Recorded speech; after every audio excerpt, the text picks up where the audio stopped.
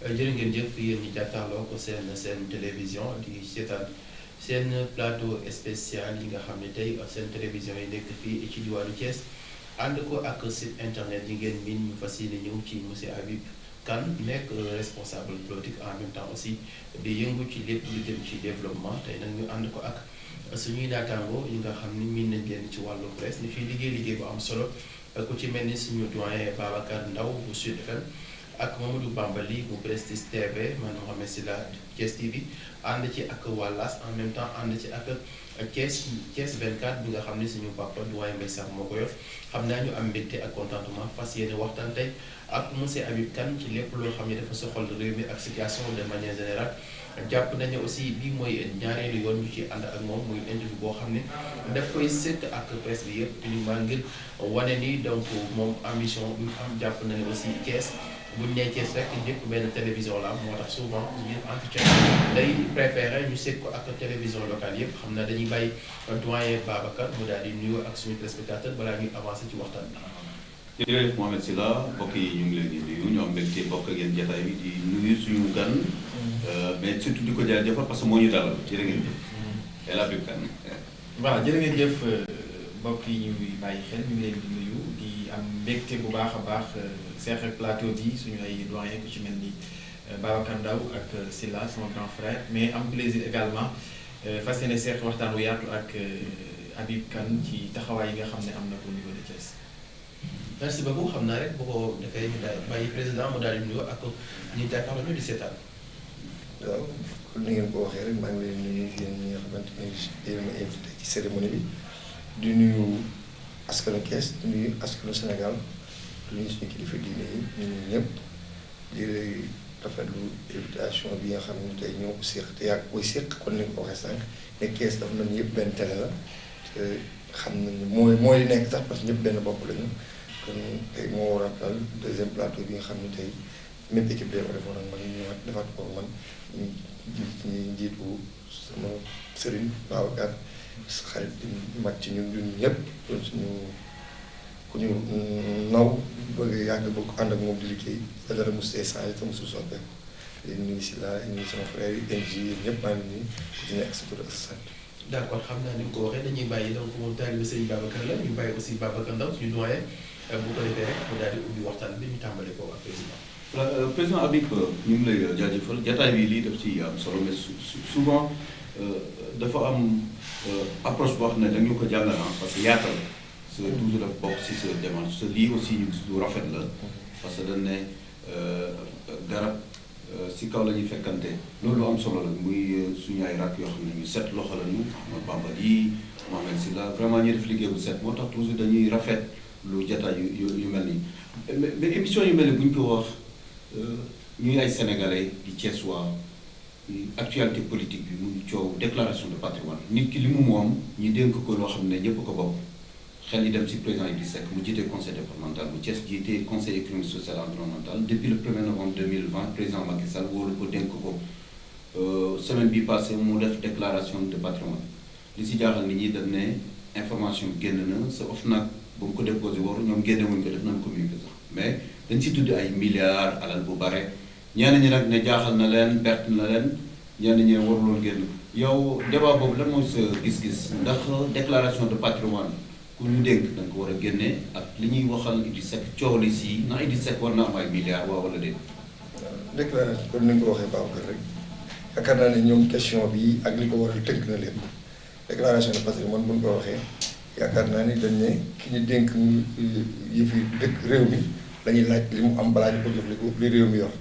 kon nag ki ñu dénk yëfu réew mi buñ ne moom moo def déclaration patrimoine pour ñu mën a xam liñ koy jox ci waa réew mi xam liñ koy dénk ba bu ëllëgee bu fi jógee ñu xam ne kat moom lii la fi amoon avant mu fi nekk kon yaakaar naa ni kooku waxul ak administration population lay waxal population mooy état bi état bi nag bu daal na ko jarutul ñu koy doon pour man jarul lu doon loo xamante ni lu ñuy wax dañ ko doon ba loolu doon nëbb parce que bu doon nëbb rek ci xam duñ ko laaj wala dañ ko koy laaj au sein de l'administration mu yem seen biir mais dañ ne ko alalu askan bi lañ lay dénk alalu askan bi nag ku ñu koy dénk nee na kaay déclaré li nga yor maanaam bu ñuy revenir askan bi dañu war a revenir et je pense que ni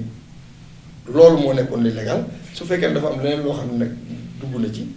je pense que ni ñoom ñoo ko xalaatee noonu mais pour man Idrissa Seck ak fi mu jaar ak parcours bi mu def lépp war na mën a am alal ndax cadre la affairiste la nekkoon na ci gouvernement géré na lu bëri kon bu dee bu sëgam ñi nekkul ci gouvernement wala ñoo nekkul cadre ñoo am des relations ba mën a am ay partenaires ba mën a bénéficier wu des milliards ak souvent quelqu'un qui a gouverné quelqu'un qui est dans les affaires quelqu'un qui a des diplômes de haut niveau xam nga mën liggéey mun ko permettre mu mën a def sax benn liggéey boo xam ne nii mën na ci am luy kuub parce que homme d'affaires ñàkkul dara homme d'affaires mën na am lu ne waaw te bu ñu seetee diggante bi mu génnee ci nguuru Macky Sall nguuru Abdoulaye Wade jeexee ba mu dem Macky Sall ñëw wala diggante bi muy réeram teg Abdoulaye Wade nekk ci affaire boppam il était dans les affaires te affaire boobu mu nekk xam-xamam la bu dee expertise mën na ko mais kon pas mal d'autres personnes. kon bu ñu dellu si ginnaaw tuuti bi ñu ko falee am na ñu doon wax ne bon c'est pas vérifié ne Idrissa Seck dafa nekk si ay jafe-jafe koppar ba président Macky Sall 15 mois ñu ngi doon waxtaan am na sax ñuy wax bon confirmé wuñ ko ne daan nañ ko wax weer bu ne fanweeri million parce que dafa soxla woon nekkoon ci ay jafe-jafe kon yow gëmoo loolu. non xam nga Babacar xam nga alal dafa grave dafa am deux façons dafa am espèce am matériel. Idrissa Seck mën na bañ a am espèce comme pas mal personne homme d'affaires yoo xam ne man xam naa leen bëf am na ñoo xam ne tey gis nañ leen fii suñu benn papa boo xam ne mën naa ko wax c'est un Thiessois comme tout le monde papa Ibrahima Codé Fall xam nañu doole ji mu amoon na teraanga àdduna mais toll na jamono joo xam ni yoratul cash mais yor nay bien parce que NTS ku ko xool xam ni ay milliards la kon kooku tey bu nee la yoruma xaalis yow mi xamul xaalis yaa naan amul parce que diggante bien ak cash dafa am une différence parfois da ngay gis koo xamante ni il est cash am koo xam ni il n'est pas cash mais moo ko ëpp matériel bien kon am na foofu différence foofu la nit ñi rawante maanaam lu ñu naan tey booy xoolee ñu naan laan sa yow sa papa ñu ne ah diw de papaam li mu fi bàyyi ci suuf mais kii papaam bàyyi fi dara c'est-à-dire papaam il était liquide nekk une autorité de cette ville nekk kilifa am cash di teg la ay problème choisir ses enfants étrangers dem leen jàngi ci école yi et cetera par contre papa yi ak nekk ci suuf di wut ab 20 000 30 000 jënd benn terrain ñaari terrain et cetera ba at bi màgg mën fee fekk ay milliards fekkee papaam deful woon loolu c'est-à-dire adduna mooy doxee noonu. débat bi jaru ko. jaru ko parce que mën na ko am il peut avoir plus que ça. par rapport à la question de Babacar.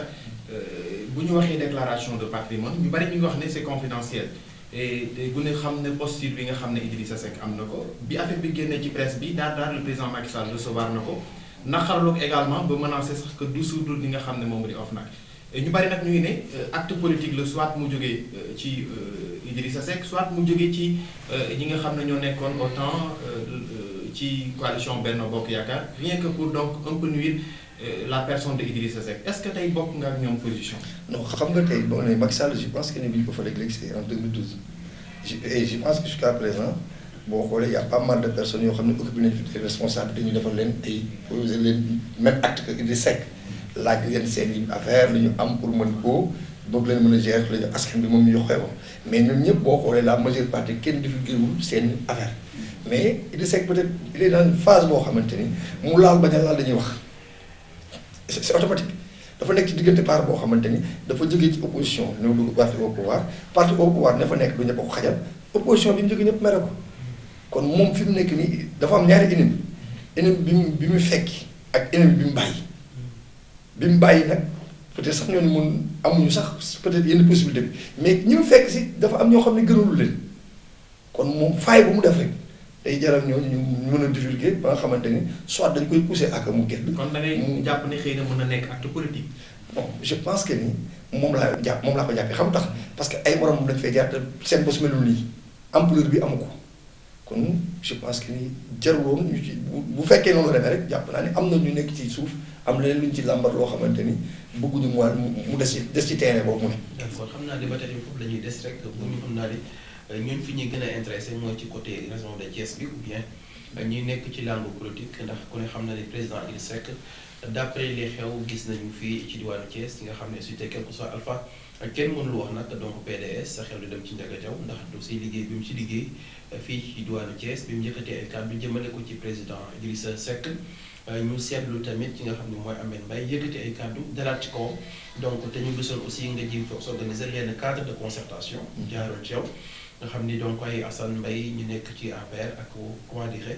ba ci Aly Nguer ak ñeneen ci ñoom ñëpp aussi pour vous montrer que Thiès moo leen ñoroon mais tey est-ce que amaatul leneen loo xamante ni bu jógee mënu gën a jax si Thiès par rapport ak ci domaine politique bi nekk. xam nga cadre bi moom saa lu tur pour man jàpp naa ne képp koo xamante ni Thiès ñor na la te ñu woote woon ci liñ ci dox ni nga lim Assane Mbaye Aly Nguer Ahmed Mbaye Ndiaga Diaw ku ci nekk ñoom am na fu mu ne waaye daf fekk ne rek fa ñu mën di nekk ak kañ jiital bu ñu yeewoo ñoom rek ay risé kon jàpp naa ne ñoom ñu ànd day gën a yomb ñu fekk naan dañuy xeexal koo xam ne gisuñu ko wala dañuy xulloo koo xam ne gisuñu ko te muy le cas de Ndiaga Diaw ko dañuy wax ni moom dafa dal ci kaw le président Idrissa Seck pour man gis-gisam la gis-gisam la parce que man du mën a gis yenn compte naa ko parce que man li may wax mooy ni may mel wala ma am bu Serigne Babacar la kon xooluma keneen ku Serigne Babacar Ndiaga Diaw nag am na droit xool ko muy xool gis la mu gis wax ko ci moom mais tey bu taxawee ba wax lu mu warut a wax Ahmed di tontu dynamique boobu ñu nekk bay tontonte parce que qu'on le veut pas son choix lu mu en tant que Ndiaga mooy que le président de tous les Sénégalais soit un Thiessois. mais foofu tamit est-ce que tontu bi ñu doon séntu parce que quel que soit Alpha même bu nit waxee def benn erreur ou bien war ko mën a tontu ci côté professionnalisme ak xam-xam mais est-ce que war nañ toll ci tontu yoo xamante ne ay ŋàññante ay xastante te démb bu fi nga jaar ak yooyu est-ce que politique laaj na loolu quel que soit Alpha dañu jàpp nit ki am nga droit wax li nga gëm wax li nga yëg mais est-ce que war nañu toll foo xam nit ki bu la maanaam nit ki bu la attaqué ci politique wala attaqué la ci élection est-ce que war na ko mën a tontu ci ay jëfin yu ñaaw. waaw xam nga mooy li ma la wax dégg-dégg xam nga yow yaa ngi ne man de yàlla man dégguma ko woon ni Ndiaga Diaw waxante naa Ahmed ba ñu waxante ay wax yu si débordé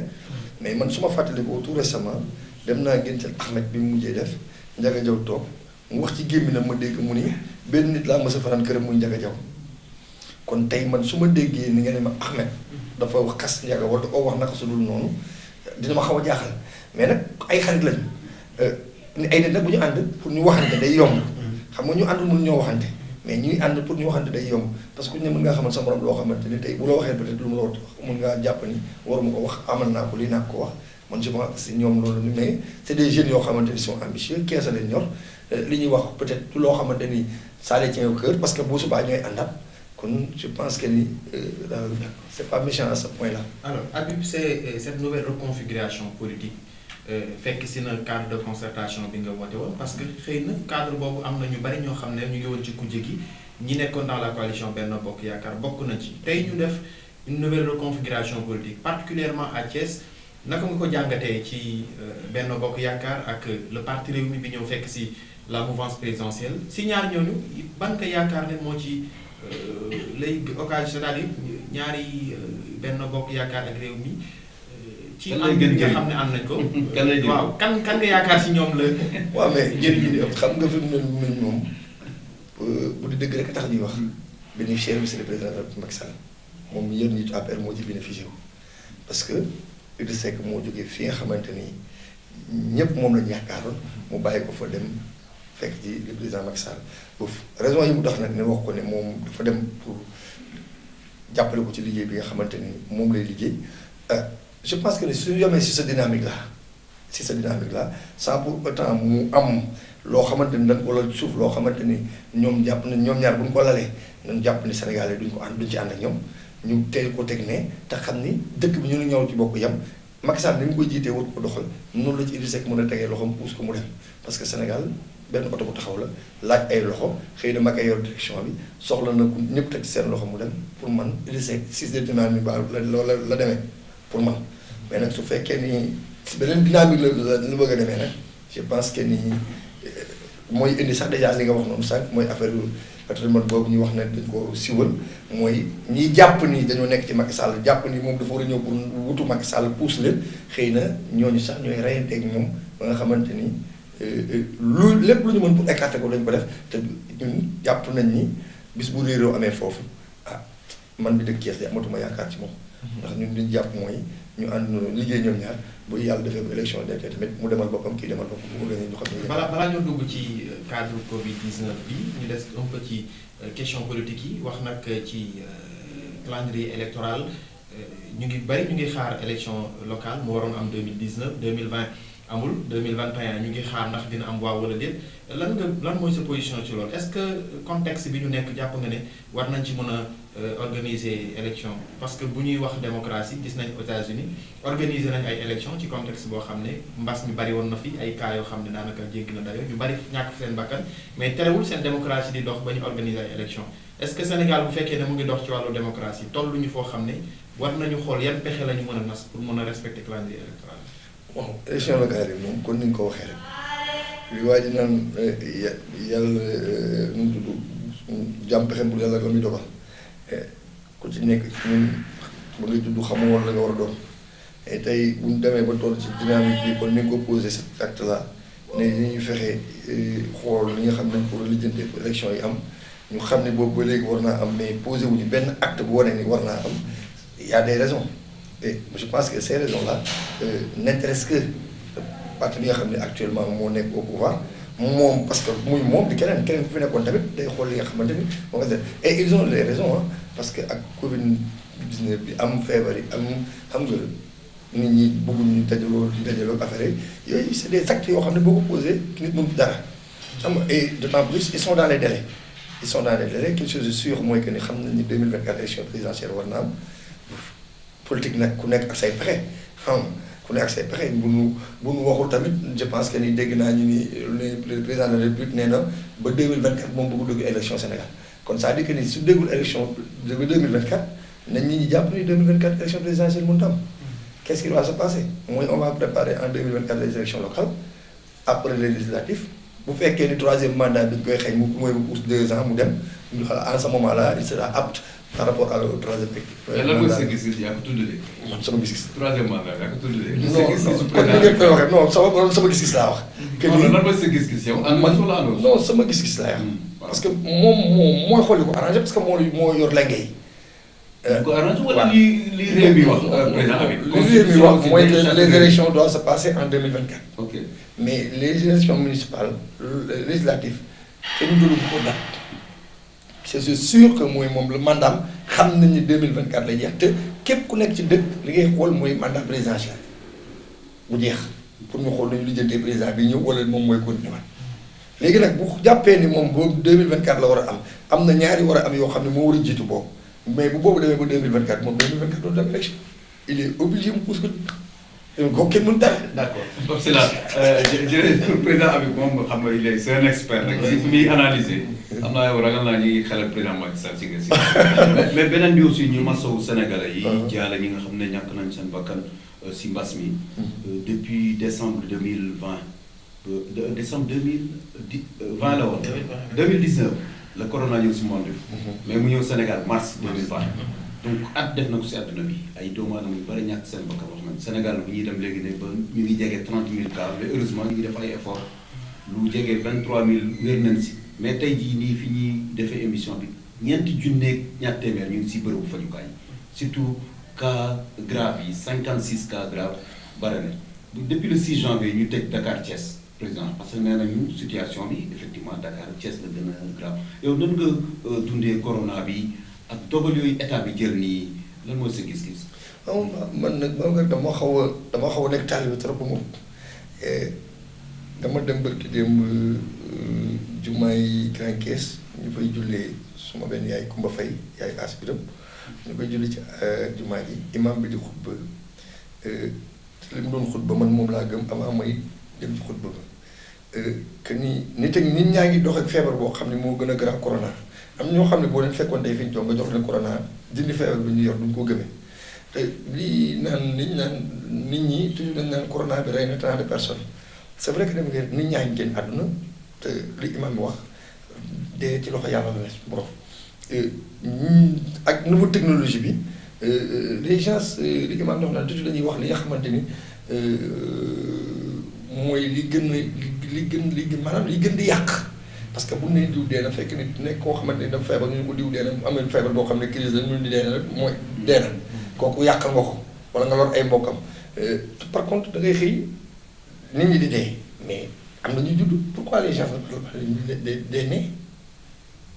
am na ñu judd nit ñi dañuy dee am na ñu judd ainsi va la vie adduna moo bindee noonu ana suñuy waajur ana seeni waajur bu ñu demee ba fàttali nag yàlla am na moom ça devient autre chose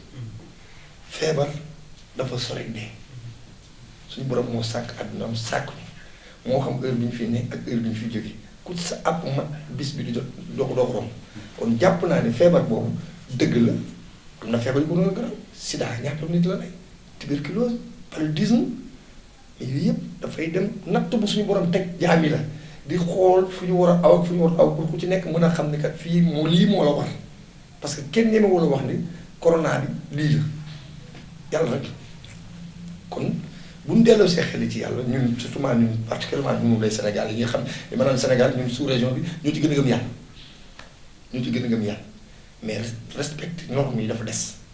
parce que j'ai fait pas ci dëkk yi nga xam ne sous région bi def naa ko tey ay benn ay Togo yi boo demee bu heure jumaa jotee àjjuma 13h oto daw fépp fu jumaa ne oto dafa aw ñëppay arrêté doo dégg mukk allahu akbar ñu corné mais xool fii dans nos mosquées là da ngay taxaw di julli imam allahu akbar moto bi corné baa mu romb la teg musique wala oto bi corné. téléphone yi di sonné ci biir mais yooyu c'est autre chose te boo xoolee psychologiquement boo génnee Sénégal laa la wax di nga xam ne Sénégalais mokku la kenn ci jullit. nit ñuy sóoree yàlla ñun sóoree lu ñu ko yàlla parce que ñooñu ñëpp ku ci toog waxtu julli jotee fi muy toog di sëlmal fii rek a am nga toog julli sëlmal ñu naan lan xaaral imam def ñaan ngeen dégg ñaan gi doo ko def. mais respect mesure barrière nga wax relâchement yi bàyyeeku bi moom fépp lañ ko nemee état bi ñu am 27 cas sur le président de son couvre-feu état d'urgence ñu tëj université yi école yi mais ñu dem ba président xool nañ Sénégal attanatu ne nañu dund ak mbas bi donc léegi bu ñu demee ba ñëpp bàyyeeku léegi est-ce que dañuy continuer nii rek nit ñi di def lu leen neex di sànq ñenn ñi parce que am nañ aussi surtout ñu ànd ak yeneen feebar yi la gën a aay. waaw xam nga mooy kaddu gi président Habib Kane di ñaax ñi nga xam ne. Babacar da nga wax dafa am solo président de la République dafa am lu mu amoon mais da ko bay keroog ba mu ŋaangee ne il faut vivre avec la maladie loolu c'est la réalité des Sénégalais c'est la réalité des Africains loolu la ñu gëm ñun Afrique xamuñu maanaam li tubaab bi mënut a antan ñun antan na lu ko raw keroog ba mu ko waxee ci gémmiñam jamono ñu toll kenn bëggul dee. ku nekk da ngay ñaan yàlla am wér ak gudd fan dof ñun da ngay génn yam léegi ñun la kii dafa feebar moytu ko nga koy moytu mais buñ demee ba bëgg nag instauré nit ñi nee leen léegi 6 heures ngeen di dugg ci kër yi 7 heures ngeen mais yow maladie bi doxul guddi gi rassemblement la ñuy bañ mais maladie bi doxul guddi gi journée bi lay dox guddi gi ak journée bi ci yam feebar amul guddi amul bëccëg li ñu war a def mooy jéem a delloo xel yi ci yàlla jël suñu kilifa diine yi nga xam ne am nañu te yaakaar leen ñu xool nañu ci war a def jàkka yeeg ñëpp ku nekk génn def ci nañu ci war a def tàllal suñu borom loxo mu dimbali ñu musal ñu ci mbas mi fii ci dëkk bi nga xam ne lañ nekk man je pense que ni man idée boobu laa ci dem aw ma ci xel ñaar parce que sama conviction mooy man dund ak dee laa yem parce que gëm naa ne day am. d'accord est-ce que tamit tey suñu autorités yi amuñ ci benn responsabilité ndax ni ko doyen Babacar wax donc bi mbas mi di tàmbale ni ko nit ñi jëlee muy xaw a séddee ci ñoom te liñ ci gën a seetlu mooy bien vrai que am na ni ñoo xam ne yàgg lañ leen miin donc ku mel ne aussi ce secteur ak comment dire sax yéen donc ci côté social di jàppale nit ñi y a pas mal donc de manifestations yoo xam ne assisté nañ ko yoo xam ne yéen aussi yéen a koy def mais ñu gis bi mbas mi tàmbalee ñu gis bi président wootee ñu ci ëpp ci ay leader politique ay responsable donc dugg ci askan bi jël ay zel ak matériel et tout di ko jàppale askan bi donc mu dem ba ci biir te la plupart ñi ko ñëpp dañ ko médiatiser donc bi ñu demee ba ci deuxième vague bi Macky Sall falaatee ay ministères yu bees changé gouvernement ñu gis aussi ñu demoon ci askan bi kenn demaatoo donc est-ce que tamit enjeu politique bi ci xaw a am ci nit ñi mais ñi dafa am lu ñuy séntu ba askan bi gëmoon bii cette fois-ci ñëpp toog est-ce que taxul tamit askan bi ñu bare parce que Moussa Alpha nañ ko wax que man gëm naa keneen gëm na mais am na ñoo xam ba tey aussi dañ jàpp ni même bu feebar bi amee aussi li ci ëpp maanaam politique la donc est-ce que tamit responsable politique yi waruñu changer seen communication changer seen comportement par rapport ni ñuy demee ci askan bi di leen gëm loolu xam ne après du loolu xam ne moom muy wéyaat. waaw xam nga responsable politique yi moom kon ni ko waxee bu fekkee nit ñi jàpp nañu ci responsable politique yi la tamit ça devient autre chose parce que y a pas mal de maires yi ci dee yu dee ci diggante bi ñu ne ay corona leen rek. te c'est des politiciens ils ont été élus ñooñu campagne ba ñu fal la ngay xëy dee ñun la corona bi la rey kon kooku bu ñu nee politiciens yi ñooy def loolu ba man pour man langage boo xam ne la dañ koy wax tout juste pour mën a ubbi yenn phase yi li waral li nga wax noonu gis nga si la def te yàlla tax yombul soo ko jéemee tey jéemal suba da ngay taxaw parce que gis nga ki ngay def te yàlla tax li muy joxe moom ko day doon lu mu gëmaa parce que nit ñi soo leen jox seen wërsëg la ñuy jël ci yow moomoo leen fii kenn moomu kenn lépp loo fi joxe rek nit ñi war ko jël ci yow rek dangay jàpp ni ginnaaw yàlla ak yonent bi seen wërsëg la nga jox leen ko ku seen ku leen du tàll kenn loxo waaye boo toogee sa kër mu leer nañ 100 francs ngoon am 20 000 xamal ni 19 000 am nañu ko moom boo goree rek dañ ko dellu ci seen borom kon tey bu nit ñi taxawee naan non dañu yaa un nouveau gouvernement Macky Sall dafa fal ay nitam moo tax mu def nii wala dafa defalee nii pour man ña doon def ces actes là social là il pourrait pas leur personne daa am lu ñu doon xaar boolewuñu leen ci loolu moo tax tey ñoom ñu téewaat seen loxo mais ñi nga xam tamit dañ leen doon jox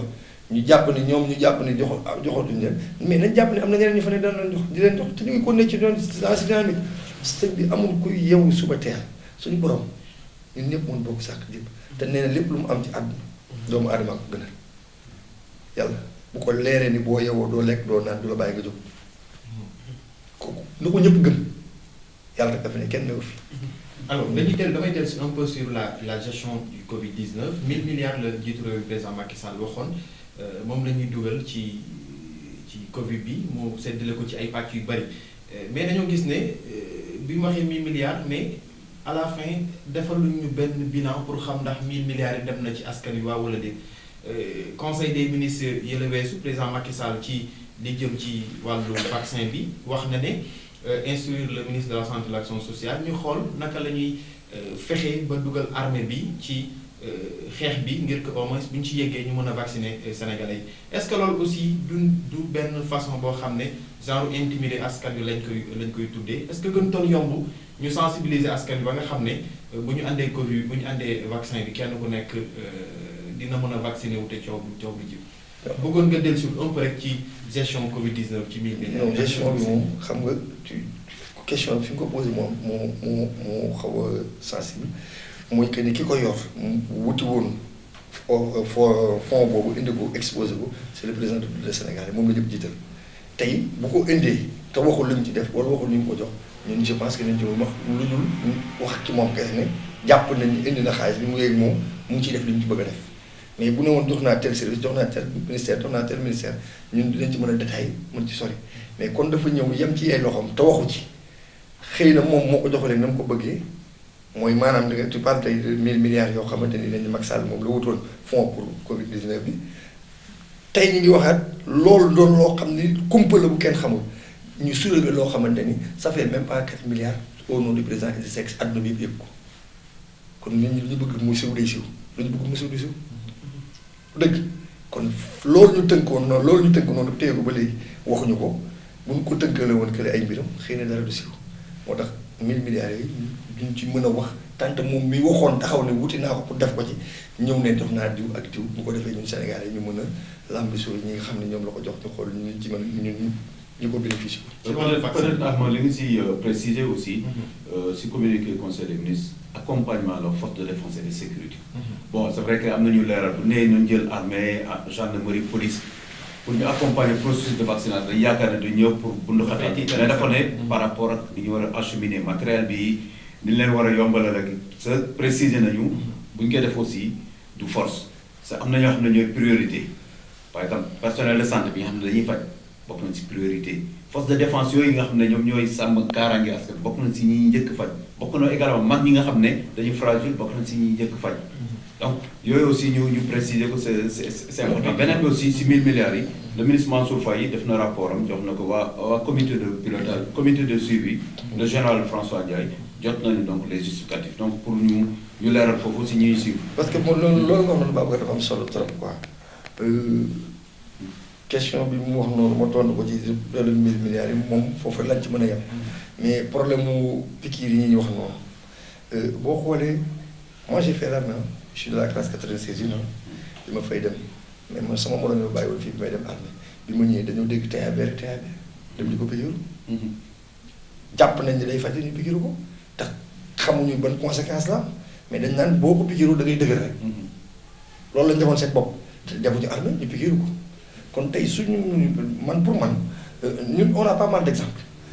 nee nañ fi feebar bi am na feebar bu fi ñëwoon moom Alaaji Maalik bi ñu ne pikiru leen moo njëkk a génne loo xam ne pikiru leen ñun am nañu yaakaar ñun am nañu Tuubaa am nañu Tiwaawan am nañu Njaasaan am nañu Cambérène am nañu Baylaay am nañu Seydina Issa am nañu fépp tey suñu kilifa yooyu ñoom lépp luy dugg ci dëkk bi bu leen neexee jarul armée jarul président ñoom bu leen neexee ñu taxaw ne indi leen ñu bu fekkee luy loo xam luy lore la ñoom nañ ko xam te ñu bàyyi dugg ci kon jàpp naa ni yooyu c'est des détails. d'accord xam naa ni dañu am ci waxtu yu bareetul te foog ñu ñëw tamit ci point bi mujj bi nga xam ne ci lañu bëgg a tëjee te jàpp naa ne aussi même ñi seetaan ñëpp tamit ñu ngi naan gars yi kañ lañ ciy dugg muy fi mu toll nii dëkk bi xaw na jaxasoo ci coowum suuf rawatina li ñu naan mbuurkat extension donc peut-être aussi day loo xam ne da ci dolli ko mais Sénégal ci coowum suuf yàgg na ñu koy dégg rawatina diwaanu Thiès tey quel que soit alpha fi ñuy gën a rek avancé mooy ñu ci bari dañu xamul loolu impôt et domaine jaxase askan bi beneen bi aussi ci wàllu suuf quel que soit alpha si on parle sérieusement la plupart suñu déggee promoteur kii day jaay terrain ba day jaay suuf rek bu coow suufee déjà Sénégalais am fu ñu koy caricaturer. or que nit ñi xamuñu logiquement. bu fekkoon day nekk benn minute wala ñaari minute voilà donc doyen di ñëw ci yenn question yi ñu bëgg a xam réellement promoteur bi yëngu ci wàllu suuf lan mooy liggéeyam ak ci ban domaine lay liggéey pour askan bi xam ko en même temps aussi suuf dañ koy jaay am dañ koy maye ak nit nan lay def ba am titre foncier peut-être aussi askan bi dina ci mën a leer su ko defee doyen ñëw ci le cas de Mbourkat ñu xool nan lañ ci orienté woo ci boobu domaine. waaw kon ni nga ko waxee rek promoteur moom accompagner la rek peut-être on a utilisé le gros mot de promoteur ba nit ñi dégg ni promoteur egg na foo xamante ni eggu fa mais promoteur accompagner la parce que day ñëw fekk suuf soo xamante ni ay nit ko moom mu ñëw taxaw ñooñu am problème pour mën ko liggéey amuñu yoon bu ñu jaar moom mu jàpp ni am na yoon dem lijjanti ko yoon bi nag mooy su fekkee doo xam ne commune bee ko moom commune Thiès nga xam mu dépendre day nekk ci titre foncier bi ñu jëm ci wax ak les services domanial ak cadastral ak urbanisme extra waxtaan ci ñoom bu fekkee dafa nekk loo xamante ni dafay nekk ay commune boobu supposons Morolan wala Notto Diobass yooyu nga xamante ni day dépendre ci seen commune ñu dem waxtaan ak commune bi nga xam ni moom la concerné nga mën cee waxtaan parce que dafa am domaine national ak titre foncier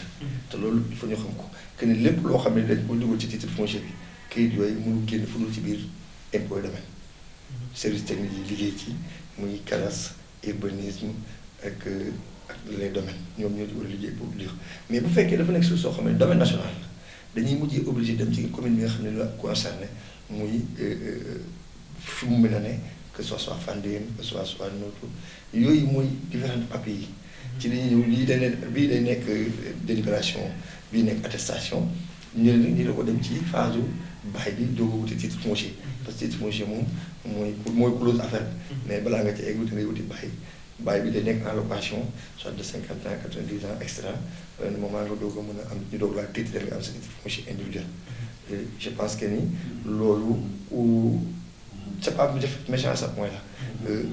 boo xamul ñu fa taxaw boo ko laajee ñi nga xam ne sax bu ñu taxaw ci ko laajee mën nañu la ko expliquer boof ñun nag yàgguñ ci 2014 lañ ci dugg mais ñun bi ñëwee en 2014 nekk ñoon ay promoteur ne mën naan jënd am naan jënd yàlla dimbali na ma mosuma jënd ci biir Thiès ko man ku ma xam ni sama lépp que Notto Diobass laa ko amee bi ma koy am Alioune Sarr n'était même pas maire en ce moment là il était pour président comité rural et il y avait le sous-préfet qui était là-bas Daouda Wade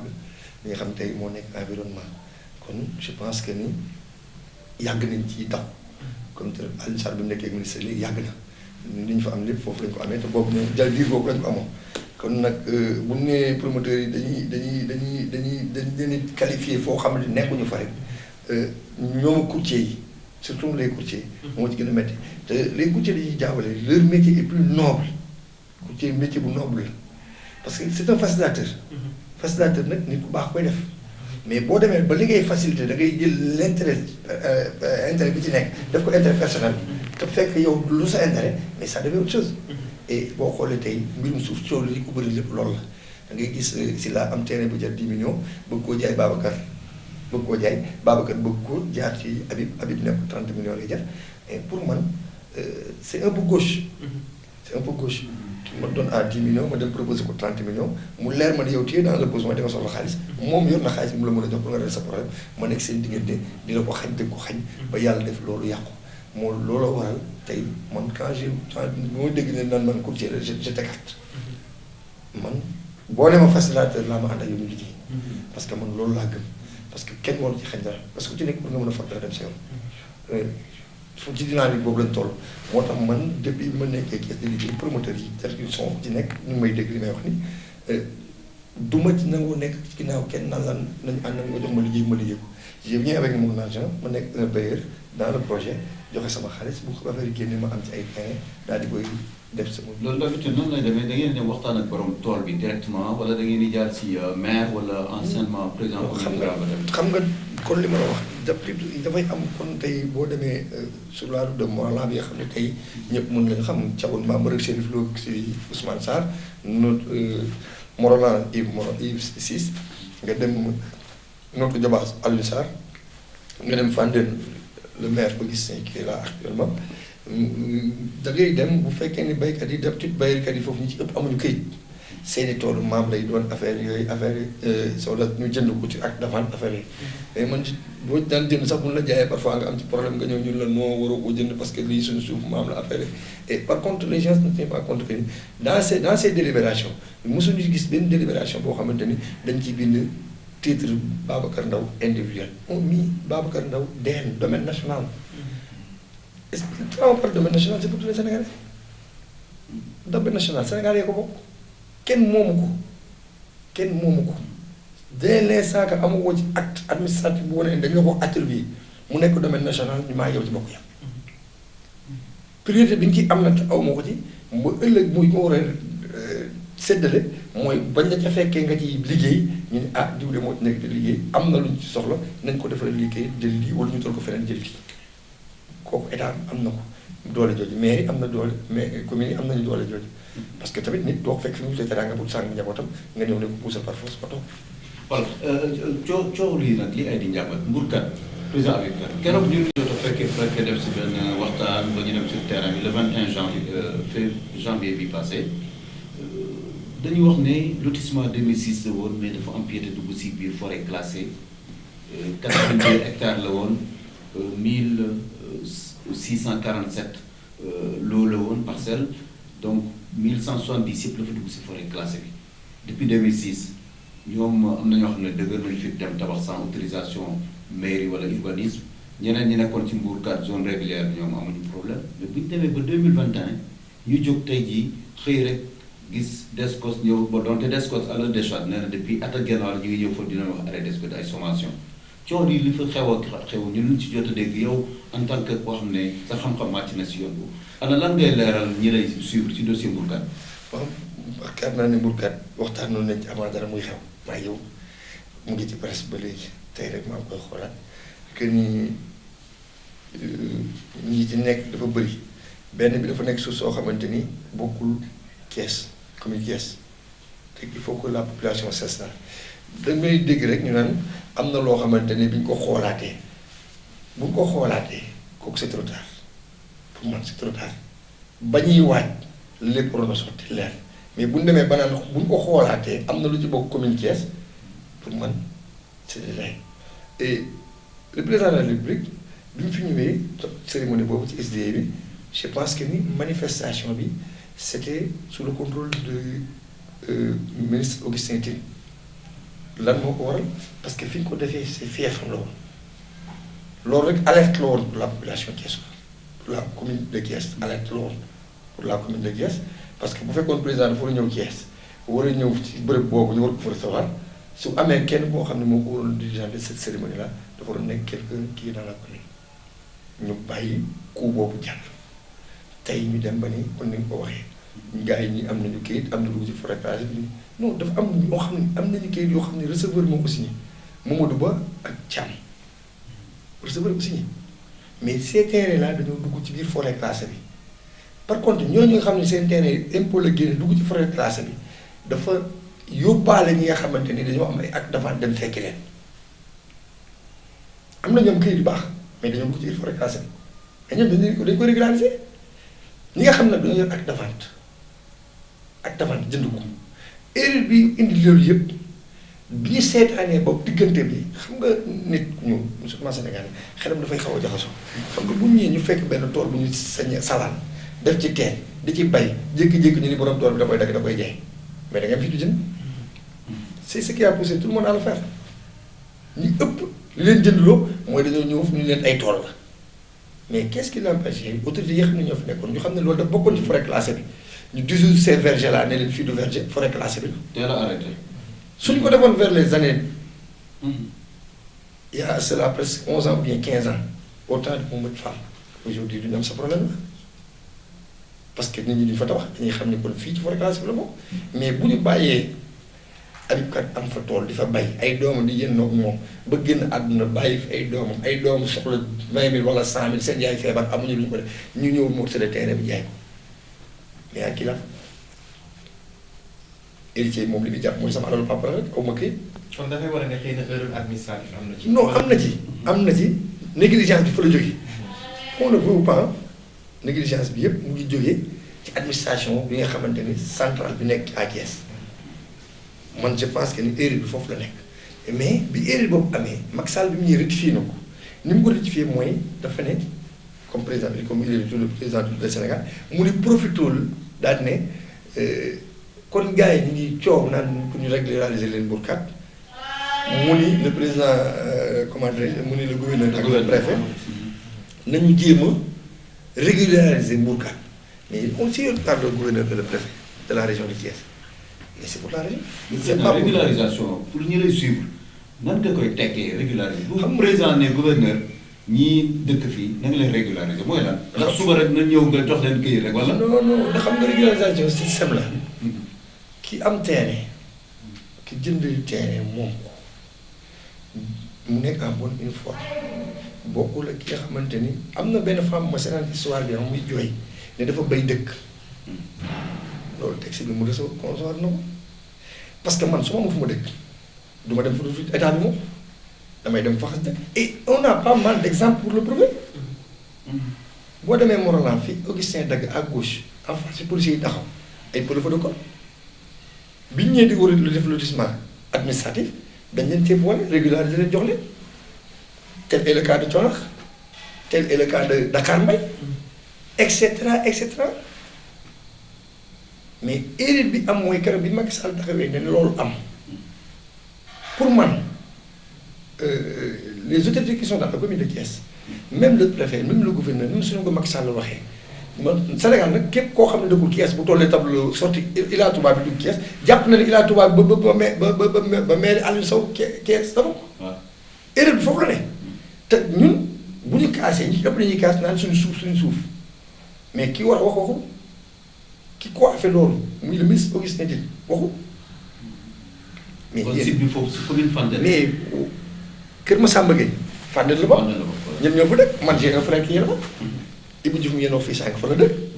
Kër Massamba Gueye la dëkk pourtant il dépend pas de la commune de Thiès te Thiès bi commune Thiès la boo jàppee boppam. mais nii présentement suñ ko doon laaj sa identité fan. lan mooy solution bi tey. man ñi nga xam ne jot nañu toj seen kër jaaxle nañu ñenn ñi police mi ngi leen woo wala gendarmerie ñenn ñi sax arrêté nañ leen ñu jaaxle jaxasoo. Babacar moom lan mooy solution bi problème mu jaxasoo jàpp bi moom jaxasoo bi ak régularisation bi pour jéem a régler problème bi une bonne fois pour man pour un début bi loolu amee parce que peine quand on parle de peine et soin. mooy li nga xamante ni on peut l'expertiser parce que ay clôture yi des ko soo ko sax daal bu dee clôture simple grave mais bu fekkee dafa dem ba am peine am kër tabatement mu taw mais yow jax nañ la nekkoo ci yoon le président de la république nga xam ne moo yilif ñëpp ne nañu régulariser c'était tellement simple il fallait ñoom ñaari côté yëpp ku nekk dimbali sa loxo que ce soit l'administration que ce soit la population li gënoon a yomb nag mooy administration bi defal ko que ni kër yi fa nekkoon yëpp dañu xam dañu jàpp jaar ci yoon yi ñu waroon leen a daaneel ñu wut un huissier mu def le constat wut un expert immobilier mu def l'expertise de la maison en ce moment là bu ñu paree ci régularisation bi def lotissement boo xam ne c'est régulier ñu daal di leen di woo daan leen yow de sa kër gis nañ bi nga ko tabaxee tu as dépensé 4 millions terrain bi ça t'a coûté 2 millions on te donne 2 parcelles ne la jëlal bii def ko xaalis bi nga tabax. loolu yoon permettre na. mën nañ ko c'est-à-dire même bu ko yoon permettre ñun ñoo nekkul ci dynamique boobu ñun cofeel gi ñu amante suñu biir parce que boo ko seetloo bu tabaski jotee wala ko defee day mel ni Sénégal yi benn bopp lañu Macky Sall loo ko mere bu tabaski jotee boo gisee li ko jox la ko ne ko baal ma ak ndax bis bi kon man je pense que ni loolu ñun ñëpp war nañ ci bàyyi xel bu dëgg jotee nañ ko wax ñoom am na lu ñu waroon def ñii am na lu ñu waroon def man jàppoon naa ni bu fekkee ni gars yi ñu ngi toj mais même bu fekkee état bi mayu leen ko ñoom la population bi fa ne nañu def alerte ñaan leen ne leen d'accord nañu quitter les lieux mais may nañu au moins qu'on puisse faire le constat et l'expertise de nos bâtiments après à un moment donné ñi nga xam ne dañ fa demoon nag ay deux affaires yi ñu xool lu ñu leen jox lu leen terrain pour man loolu moo ci ëppoon sa bopp. mais solution moom mën na ne. non solution moom mu ngi fi xam nga solution nekk fi parce que ñoom il parle actuellement de 2500 habitants yi ñu délogé yoo xam ne ñoo fa nekk actuellement di mos ñoo pas encore délogé pratiquement am na ñu fa délogé mais il parle de 2500 et puis li ci ëpp solo mooy li colonel sapeur bi wax dafa am solo que ne il faut que le si ak le colonel du sapeur pompier li moo dafa am solo dafa jot Babacar que Thiès am des rues de 30 ou 25 mètres bu lakk amee oto yi mën a dugg fay lakk yi parce que loo xoolee tey ku mel ne guy sombeel murid ga et cetera mais foofu bu lakk amee mais problème mais xoolal néew bu amee ñu ko suuli on a tous les problèmes pour mën a dugg dem suuli ko mais qu'est-ce que bés léegi li nga xam ne nag kenn dëkk gu fa ñu élargi ko de telle sorte que route yi day yaatu mbedd yi yaatu nit ñi mën a jaabante pour mën a dox sol parce que tamit loolu da cee bokk comme alors man je pense que ni yooyu la ñu war a jàppalante. merci président bi si la mel na ne la ñu cëre la woon gi na neex na loolu ay temps yi man na jaajëf am nañu mbégte bu baax a baax donc bu fekkee doyen amul kàddu booy message booy sànniwaat ci doomu su ko defee dañuy bàyyi président mu daal di tàggatoo. voilà mais rafetlu jataay bi parce que yii daf si am solo mais surtout comme ni mu ko waxee ni ñi xam Abdou Aziz Diop ñu ngi koy nuyu bu Forum Civil day wax sa xalaat baax na mais wax si loo xam parce que kenn amatul droit noppi président Habib Kane te yow yaa ngi koy def yaa ngi jàppale nit ñi mënoon nga wax ne opérateur privé nga comprendre nga li nga am mën nga ko yemal mais heureusement sa entendement dépassé na foofu dégg nga wax nga sànq boo amee 10 000 mu wër na la 1000 francs yi nga soxla kon 9 000 am na ku ko moom donc loolu dafa am solo teraanga ak joxe yàlla moo koy jagleel beneen bi ñi war a xam bu ñu waree leeral dañu war a leeral mais bu ñu noppee bu ñu ko leeralul fii daañu ko leeral donc yu mel ni administration da leen invité ñu bañ a bàyyi rek am attitude de réactivité dara xew na rek nga door a jóg di wax donc mënoon ko jiital su ñun aussi bu ñu fi demee tey ba Thiès am chance bi am na des télé locales presse bi une trentaine de jeunes confrères ñëpp macha allah donc pour nit fu mën a communiquer donc ñàkkatul donc tribune yu mel nii dañ koy rafet di remercier encore Pape Sylla si ni mu coaché émission bi di ko encouragé baax Mohamed li aussi dina si ñëw léegi liggéey bu rafet lay def prestige ñu koy ñaanal macha allah ñoom ñëpp ay xale nañ yu seen loxo set di gërëm toute l' équipe technique également mu amoon mbégte vraiment bokk si émission jërë ngeen jëf. jërëjëf ñu am mbégte Habib fekkoon ak yow waxtaan bu am solo bi seet ko également le doyen suñu doyen Babacar am nañu mbégte lool ci waxtaan bi mais également ak Sylla am tout le plaisir aussi Habib ci waxtaan bi ni mu déroulé donc xam naa génn nañ ci politique mais bëggoon naa laaj ndax Habib dina nekk candidat ci élection locale yi ñu dëgmal ndax mairie Pikine mairie ville lay laaj wala ban mairie loolu bëggoon naa koo laaj ci diñ nekkee ci wàllu wala mairie Thiès waaw wala mairie Thiès xëy na booy tàggatoo rek nga tontuwaale si maa ngi sant la gën d'accord c'est bon mais nag fii ñu defee émission bi bokkul OSD de bokkul ñu ngi ci beneen zone quoi président plaisir la woon di ba rek tàggatoo. waaw di leen remercier di la wax ni loolu sa question boobu yàgg nañ koy laaj waaye man li may wax rek kaañu fal la moom moo dàq fal leen on est dans cette dynamique pour bàyyi askan bi juger seen bopp yow mën nga juge mën nga juger la personne de Habib Kane boo ma xamul au fond dégg nga mais li des yëpp dañ koy teg ci loxo askan bi di def appel aussi je vais pas dire appel à l'administration centrale qui est dans la région de Thiès ni l'administration locale mais di def appel au président de la République parce que lépp lu mën a am rek le dernier mot luy revenir te askanu Thiès problème bi ñu am jafe-jafe bi mooy pratiquement le cas de Mbourkat bi yëngal na dëkk bi jaxase na sax nit ñi toll na Covid-19 bi di gën a ñaax def appel au président Idriss Seck que ni li wax ci moom ak yooyu yëpp amul njëriñ que mu viser mbuurkat bi boole ko ci ay négociations ak le président Macky Sall ba nga xamante ni dinañ ko mën a rattacher sur la commune Thiès comme on l'a fait de EDK vers la tableau commune de Thiès. ku xam ne bokkul Thiès Fandène la bokk mais fexe nañu au temps ba suñu paa yi fi nekkoon fexe ñu rattaché ko ci biir commune bu Thiès te ñu nit Thiès fenn rek la dese ci lu yaatu lu ñu yaakaar muy mbuurkat bi jëm tableau commune Thiès tableau Ila Touba bi te yaakaar ci kenn ku dul le président de la République Macky Sall te bu weesoo le président de la République Macky Sall kenn moo nekk ba nekk suñu interlocuteur fii au niveau de la région de Thiès au niveau de la commune muy le président Idriss Seck mi nga xamante ne tey fekki na ko mu woo ko ci liggéey te liggéey boobu mu ko woo yaakaar naa ne lii da cee am une part de responsabilité parce que ñun Thiès la ñu am ñu bañ ko def une arme jéem koo jël jox ko ñoo xamante ni parce que ñëpp Sénégal lañu c'est vrai que ñëpp Sénégal lañu mais Fandène boo xoolee li mu jël ci biir Thiès bëri na bëri boo xamante ni da nga naan déedéet dafa mel ni benn paan rek nga jël kaas tëmbal ko ci biir ñun noonu la ñu Fandène def bu doon li nootu jël ci ñun Morolan jël ko ci ñun moom la Fandène jël ci ñun kon je pense que ni tey Thiès waaye du ñu am problème fu ñu dëkk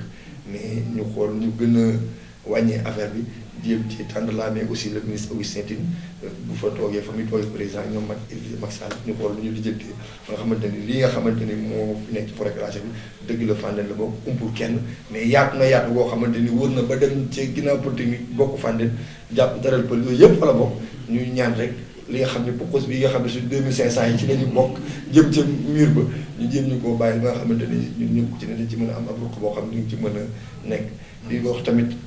tendre la main à la population aux autorités de cette ville que la femme là moom laay wax toujours parce que man daf may def équation saa yu may seetaan moom laay wax que ni damaa bay dëkk dama jëkkër daf maa wàcc aw ma fu ma jëm ma dem di jàngu di for ba am fu ma nekk ak sama njaboot ñu koy daaneel am na kooku loo xamante ni la metti na ndax ku mu daloon sa yaay du la neex te jigéen la bu doon góor ko wax yuuxoo sax ñu daal di koy wax mais kon jigéen a ko yuuxoo damay ñaan autorité yëpp ñëpp def seen loxo ñun moom li ñu am as néew mën nañ ko ci def waaye dafay neex nit boo koy dimbali te mën cee woo say mbokk jullit ñu rek dugal ci sa loxo jaamu yàlla bi gën a yaatu yaakaar naa ni waaw man rek tey mën naa jël sama terrain jox ko may ko am terrain am naa ko ndax mën naa mais damay tendre la main que ñëpp ñu fekk si ndaw soosu man xaw ma ko mais yéen ñi nga xam ne yéen nekkoon ci cérémonie bi doon déparé ku ko ci xam ci yéen xëy ko Habib Kane pare na pour jàppale la nga ñëw fekk si ko ci dina taxaw incha allahu karim ci lu mu mën parce que dama koy xool di ko déglu mais chaque fois ma koy xool di ko déglu rek day mel ni sama waajur bu jigéen la daal te dafa metti daal te waajur bu jigéen dafa distre waaw moo tax ma doon ñaan xam nga bàyyi ñëpp la mais ndey moom dafa doon lu diis daal ma ñaan nag ngeen jën ci mais doomu député maire la boo nekk ko maire de Thiès warul bañ naa tontul doomu député maire ñu bàyyi wala sax kay bu ne Mohamed El Habib Kane maire de Thiès waaw mais Babacar xam nga Babacar dama ne la man soxla wu boo koy doon waa Thiès ñooy ñëw ne la am doo ñëw di xam nga yow sa turandoo bi daf maa defal lépp man sëñ Babacar damaa defal lépp man ñàkk ma dara c'est la tëjal sa émission sëñ Babacar damaa defal lépp moom gis nga yow baa gis ne mor Babacar man fi ma tëggul xam nga tey gouvernement bi ma am napp ma wala jàddal day doon yomb ndax man lu ma am ma mel ko rek ginnaaw yàlla yéen bi samay waajur Serigne Babacar te sëñ Abdoulaye Mbacké 85 xool na ma ci kaw ba ci suuf ne ma di nga dund ba dee doo ñàkk teranga àdduna moo tax faay boo mësee sonn ma xalaat ko rek sama xel dal keroog nag ba ma demee tiim sëñ Babacar fit bi gën a yokk ma xam ni dara desetuma lu li ma war a def mission bi nag moo nekk lii. merci beaucoup am naa ñu mbégte mu nekkoon plaisir lool te yàlla waxtaan bi tey lépp jur na njëriñ mais nag comme bu ñu xoolee fii ci diwaanu Thiès nag bi mu gënee métti ba ci lu bari jaxasoo donc ci nga mënoon woo ñëpp def benn carte de concertation boo xam ne tey taxaw na di doon jaawul taal daawuñ ànd mais nag man li ma lay ñaar rek mooy ñoom ñëpp njaboot lañ jamono nag ñu ngi ci mas bien vrai que daje amul mais ma ngi lay ñaaral nga jéem a s'organiser aussi beneen cadre de concertation boo xam ni bu nekkee privé sax par rapport ak les responsables politiques pour waxtaan ak ñoom ñu orienté wu juste ñu xam ne aussi lépp rek intérêt Thiès la tey jamono ji ñu toll aussi jàpp nañ ñi tabax Thiès moo war a ëpp njariñ ci yenn xiiro ak yenn ñaayo yi di am mbégte bu baax a baax doon plaisir aussi tey ci dalal bi ak li ngay ñu nangul parce que jàpp naa ne njariñ génn na ci mais aussi ndimbal génn na ci social ndax femme boobu li ko dal metti na kon à travers Habib Kane aussi bu ci amee xel mu dal ba mën a am dëkkuwaay ñeneen aussi jàpp ci kon loolu aussi plaisir la ci ñun te donc du li jiitu waaye di remercier bu baax a baax doyen Babacar parce que tey li ñuy faral di wax naan lii lépp ci mbaaxam la ak ci yaatul la ndax ku ne xam na ni moom rek mënoon na ko def am na expérience bi mais malgré tout lépp lu nekk ci diwaanu Thiès daf ciy jël di ci jiital jeunes yi nga xam ne tey am nañu amour ci métier bi di leen encouragé. kon loolu dañ ciy am mbégte bu baax a baax franchement suñu kilifa la te suñu professeur la comme ni ma la ko waxee. donc du ñu wax dara te duñ ko bàyyi xel même bu ñuy wax sax ba nar a jéggi leen bu suñu xelee demee ci moom rek di daal ciy dellu.